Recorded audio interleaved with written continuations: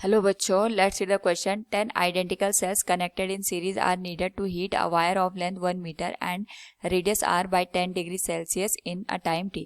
How many cells will be required to heat the wire of length 2 meter of the same radius by the same temperature in time t?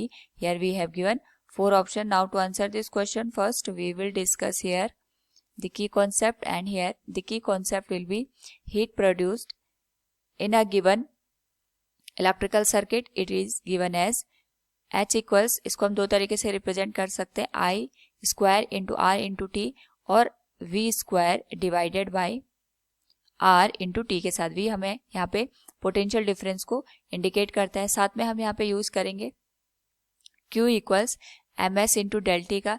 Del T हमारे पास temperature के difference को show करता है, S यहाँ पे specific heat को और M मास को. सो फ्रॉम द गिवन क्वेश्चन यहाँ पे हमारे पास 10 आइडेंटिकल सेल हैं, तो हम ये मान सकते हैं कि EMF of one cell is given as epsilon. क्योंकि हमारे पास यहाँ पे टोटल 10 सेल है और इनको सीरीज में हमने कनेक्ट किया है, सो हमारे पास यहाँ पे जो टोटल EMF की वैल्यू आएगी that will be given as 10 epsilon naught. Now इस पर्टिकुलर केस में हम यहाँ पे जो लेंथ है इसको 1 मीटर कंसिडर कर रहे हैं और जो रेडियस है ये r के बराबर है. तो सबसे पहले हम यहाँ पे एक सेल के लिए जो रेजिस्टेंस की वैल्यू कंसिडर की जाएगी इसको हम कैलकुलेट करेंगे. It is given as r equals rho into l divided by a. यह आ जाएगा हमारे पास रो इंटू लेंथ हमारे पास 1 मीटर है. Area will be given as pi into r square. तो यह आ जाएगा rho divided by pi into r square के. Now according to the question हम यहाँ पे 10 सेल का यूज करके हीट प्रोड्यूस कर रहे हैं, तो हम ये मान के चलेंगे कि हमारे पास जो 1 मीटर की वायर है इसका जो मास है ये m के बराबर है.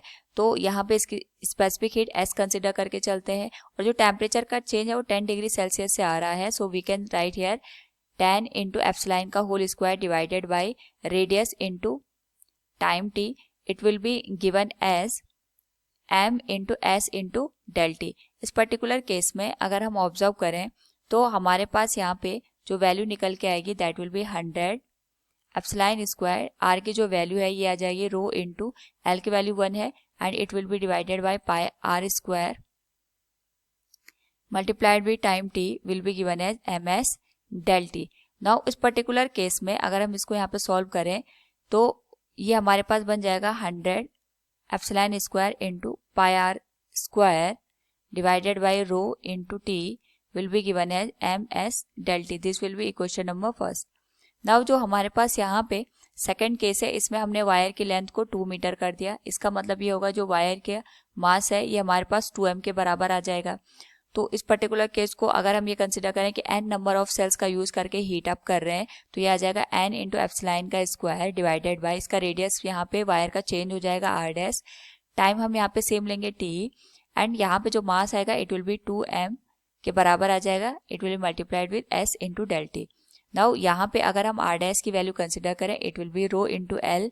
लेंथ आ जाएगी 2 मीटर के बराबर और ये आ जाएगा पाई इंटू आर स्क्वायर. तो ये आ जाएगा n square epsilon square divided by 2 into rho divided by pi R square into T will be given as 2ms into del T. तो इसको सॉल्व करने पे ये आ जाएगा n square epsilon square pi R square divided by 2 into rho into T equals 2ms into del T. This will be equation number second. Now first और second equation को अगर हम ऑब्जर्व करें तो हमारे पास जो ms डेल टी का term है इसको हम सिमिलर यहाँ पे कंसिडर कर सकते हैं. सो अगर हम यहाँ पे दोनों इक्वेशन को डिवाइड कर दें तो यह आ जाएगा 100 epsilon square pi R square divided by rho into T will be given as ms del T. इसी तरीके से यह आ जाएगा n square epsilon square pi R square और यह आ जाएगा 2 इंटू रो के बराबर. It will be multiplied with time t और यहाँ पे टर्म आ जाएगा हमारे पास 2ms डेल टी के बराबर. सिमिलर टर्म यहाँ पे हमारे पास कैंसिल हो जाएंगे. तो जो हमारे पास यहाँ पे टर्म निकल के आएगा we can say it will be 100 divided by 1 into 2 divided by n square and it will be given as 1/2. तो n स्क्वायर की जो वैल्यू है it will be equal to 400. तो n की वैल्यू हमारे पास यहाँ पे 20 आ जाएगी. So from the given question we can say here The number of cells required will be 20. Option A will be the right one. Hope all you understood it. Thank you and best.